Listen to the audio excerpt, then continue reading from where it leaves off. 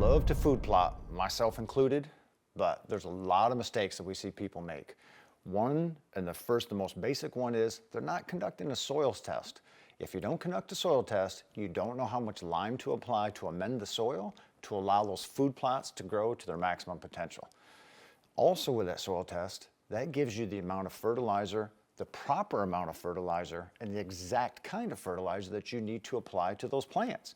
So if you don't have a soil test, you're starting off on the wrong foot. So that's number one, biggest mistake that people are making.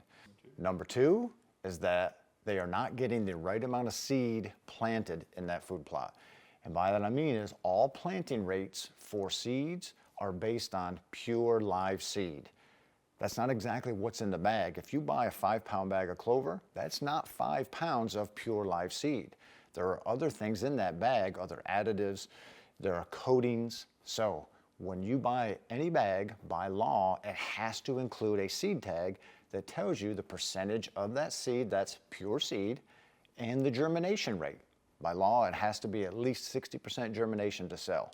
So by looking at the percentage of pure seed and the germination rate, you can figure out how much of that bag will actually germinate and grow this year. Far too few food plotters understand that conversion because that is what lets you know exactly how many pounds of that seed that you need to plant per acre.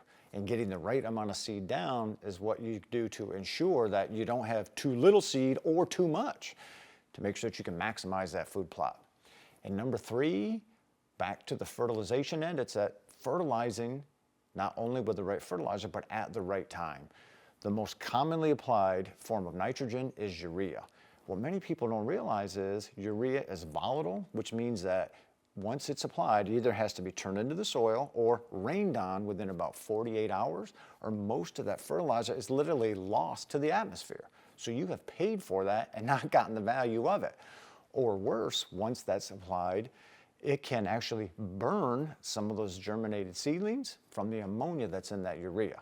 So the way that you get around that is one, you either incorporate that into the soil or you apply it just before or during a rain, or you can get a coated urea that gives you up to about 2 weeks protection before it has to be rained. But also from the timing end of this, you don't want to apply that to many of the germinated seedlings because it can burn them. And what most people do is that they end up applying the fertilizer at planting and then walk away.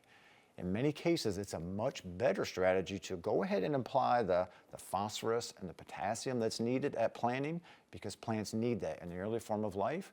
But from a nitrogen standpoint, apply it when the plant needs it the most. That varies based on plants. From a corn perspective, that's often when that corn is about knee high. That is when it can really use the nitrogen.